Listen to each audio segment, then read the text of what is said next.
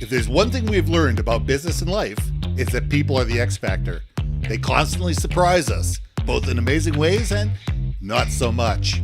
We're Ben and Syya, and welcome to the On This Business Bites podcast. This show is all about real life things we all deal with every day, how they relate to business, and how to make some sense out of our daily chaos. Welcome to the show.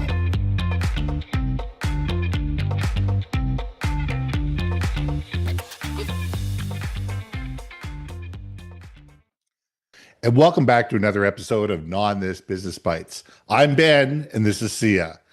Now, most people talk about management, and they talk about managing down. You have some people you're responsible for.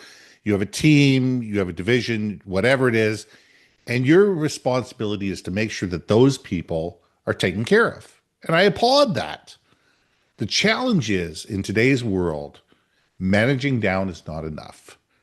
I talk about 360-degree leadership because there's people that you have to manage above you, making sure that your boss is taken care of, making sure that your boss's boss is taken care of, and making sure that you are aligned with their expectations, their goals, their needs, their wants, their desires, and also the teams around you. Because just because you're in marketing doesn't mean you can ignore ops, doesn't mean you can ignore sales, doesn't mean you can ignore legal. They all have their part to play to make the company work. And your team engages and interacts with them either deliberately or not. And you have to make sure that you understand not only what they need and help them succeed on their level, but enabling them to help you succeed on your level. And that's how 360-degree leadership works. It's being able to understand that you're not just talking about this is my area of expertise. This is it. I exist in a bubble. None of us exist in a bubble. We all work for one goal, and that's the success of the company, and that is the success of the customer. Because if the customer doesn't feel listened to, understood, valued, and that they have a complete experience through the entire interaction with the company goes under. So Syya, let's know on this. That is like the definition of, when you hear people saying like, do you see the forest from the trees? Mm-hmm. Right. And that whole 360, and I don't know why my brain, I'm like 365. I think 365 days a year. That's what's there we go. Just so you know what my brain was thinking while you were talking there. Well, those extra 5 degrees, 5 degrees of separation. Oh, actually, that's 6 degrees of separation. But we're close. We're going to make it work. So 100%, I think we are so focused on what our goals are, what we're told to do, that we start functioning in silos. I know for a fact, working for a large corporate entity, the divisions worked in their own best interest, serving their purpose because that's ultimately what they got paid on, what they were goaled towards for their metrics of success. As a leader in general, you do understand what you're doing does have like blood in a body. What you're doing in one place affects the other areas, right? The blood doesn't just stay in the heart. No, it goes everywhere, right? Everywhere? Everywhere. So, I think here's what I think the challenge is, right? Is ultimately we are coin-operated individuals, and I guess as a leader, it is the challenge that maybe I'm speaking personally. I had a 365-degree view. I love that 365. Everyone, do 365. Go live with it. Just live with it. And, oh my gosh, could you imagine like a dance instructor like, hey, everyone, 365, and the dancers are like, off by 5 degrees every time. Sorry, I'm having a day. Anyway, so the problem I think leadership has for 365 degree leadership is if you are responsible for something, but the people that you're trying to rally around and you're trying to make considerations for, if they don't have any assumption of connection to you in your line of business or whatever it is that you do, it's harder to get them on board. It's Absolutely. harder to get them to win. So let me ask you this because I think we are on the same page 100%. I think everybody watching and listening understands 360, 5 degrees of the view of it. But how do you suggest, Ben? Because it's easier said than done, people. Like, It truly is. I mean, I see this all the time. I mean, what keeps the silos happening is competing budgets, competing fiefdoms, hierarchy, compensation packages. There's a million things that keep us from talking to each other within the company. you know, and because we don't talk with these companies, three different divisions could be working on on a similar project and not have a clue what's going on. So you're spending three times the budget on something that you could have spent money on once. oh, It is up to leaders to get out of their own ego way and to sit there and say, my job is not to manage for my own self-importance. My job is to sit there and say, how do I enable my team to succeed? And your team succeeds when you are aligned with other people's teams. When you can sit there and say, look, we need finance on board. We need HR on board. We need legal on board. We need marketing or sales on board to be able to take this project and be able to launch it and watch it run. That's life. No project. We consider this our baby. We built this and that thing. But guess what? The other divisions are going to touch it one way, shape, or form before it hits human beings outside of the company. In order to be able to do that, you need to make sure that you're looking at and listening to opinions that are outside your groupthink. And a great leader sits there and goes, wait a second here. We need to create cross-pollination teams. We need to sit there and say, we need to get a scrum going here with legal, finance, marketing, sales, and ops all together to whiteboard this thing to say, hey, listen, this is where we are so far. yeah. Where do you guys see that this could go wrong in terms of launch or implementation or, any backlash that could come out of this? How do we make this better? And when you can be the leader who can do that, who can sit there and put my fiefdom and my ego and my budget aside and sit there and say, wait a second here, we're not going to succeed unless everybody succeeds. The dynamic changes. And that takes time, it takes effort, it takes a lot of conversations. It takes, going out for coffees, it takes going out for lunches. It's a lot of, figuring out what are the hot points and what are the frustration points of the other divisions. How does this fit in with the other competing things you're working on? I mean, you and I have talked about different divisions having competing products, with the, and everything that goes on that. And how do these projects work together to be able to enable both of them to succeed? Because they're probably going after different markets. And the thing is sit there and say, okay, how do we step these things in a way that they're going to be able to for both of these things to be successful? That takes stepping out of your own comfort zone and sitting there going, we is better than me. And that takes a different type of leader. And it's not, you can only start the conversation.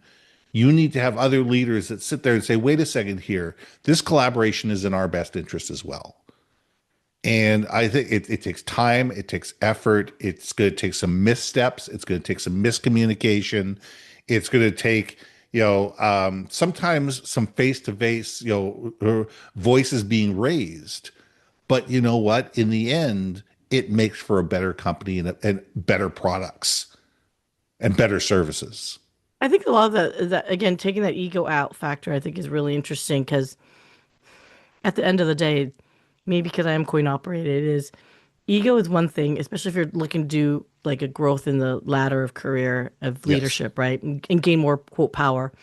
But at the end of the day, I think it's ultimately if you can make their life easier to A, help them hit their goals, or B, make them their money faster, easier, Yes. quicker, right?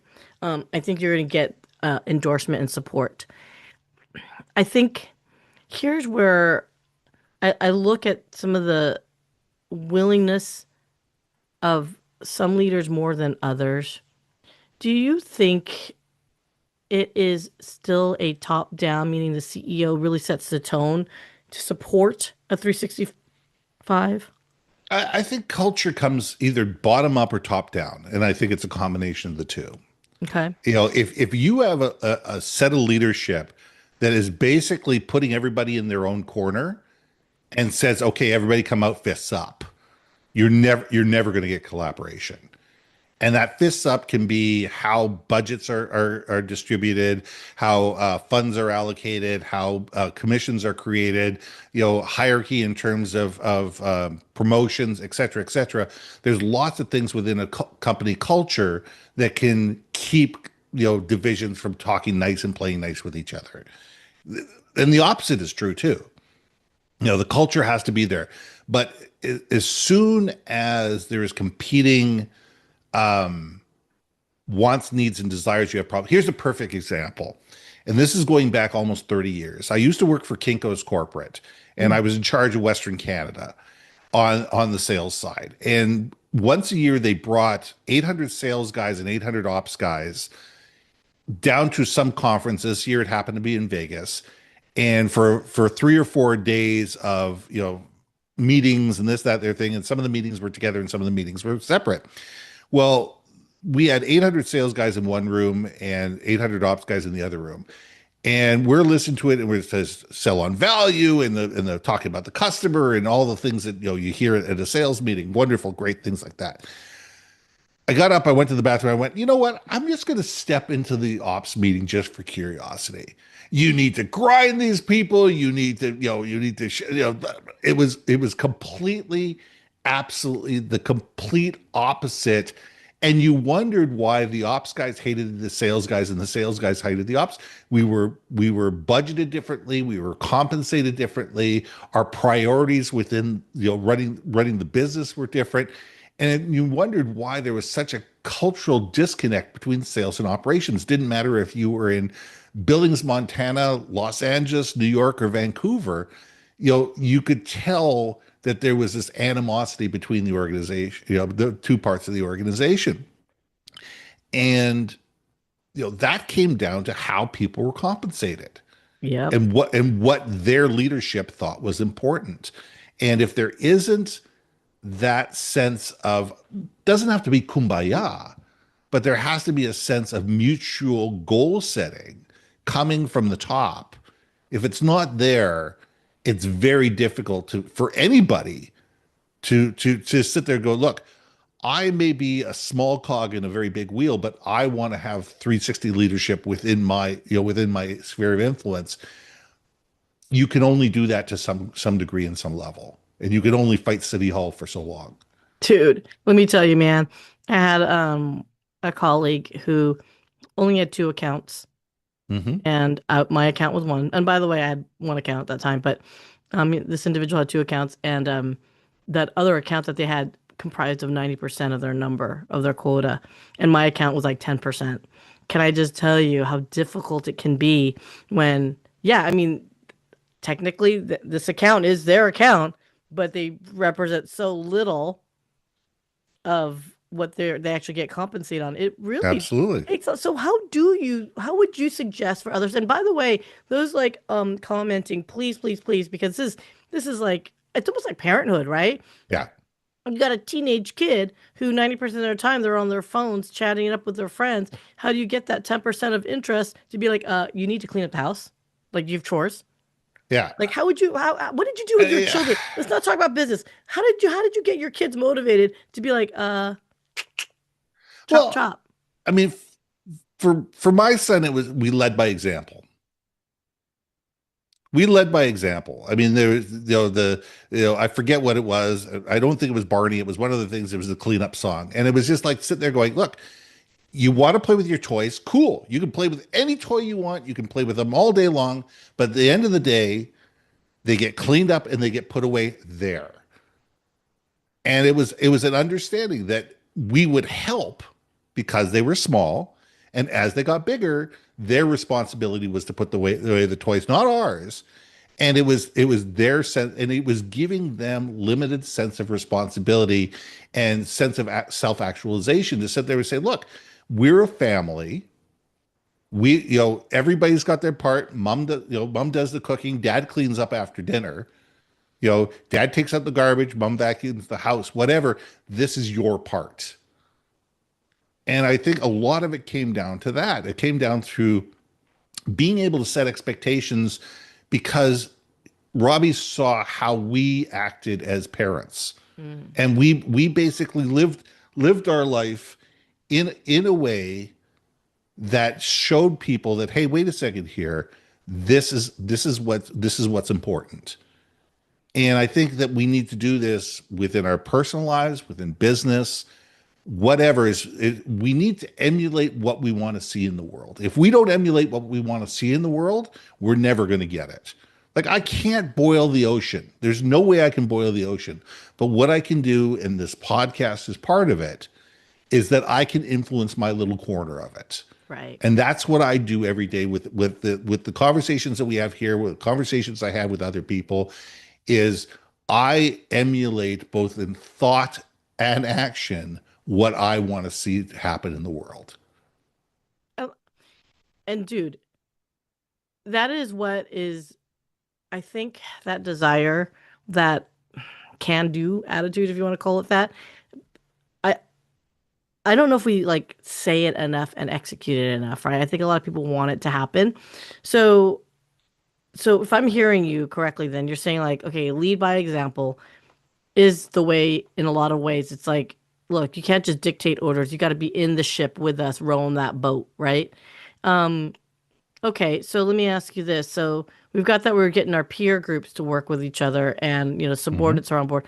How would you go with the muckety mucks, the higher ups that are like in that ivory tower? They're looking at spreadsheets. They don't necessarily see the battlefield.